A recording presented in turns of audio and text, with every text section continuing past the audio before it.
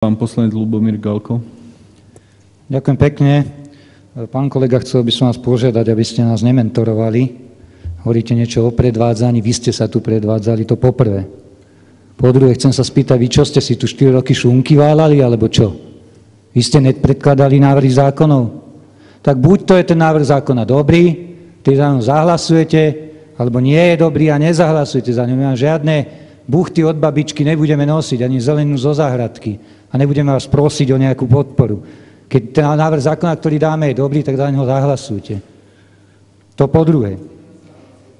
Prosím vás pekne, čo máte proti tomu, aby napríklad v takej lekárni nemuseli mať cedulku zákaz fajčenia? A aby za to nedostávali 100 € pokuty. To potrebujete, aby sme sa došli prosiť na takúto jednoduchú zmenu zákona? Alebo aby mali ľudia jeden deň v týždni možnosť mať dlhšie otváracie hodiny? Nebuďte smiešni.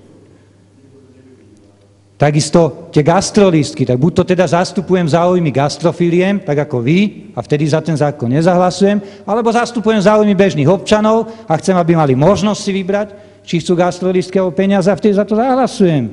Jaké dohadovanie ste sa prejavili?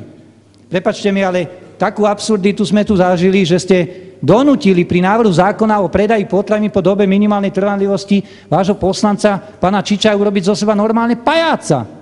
On tu došiel za ten pult a vysvetľoval, prečo ten návrh zákona je zlý.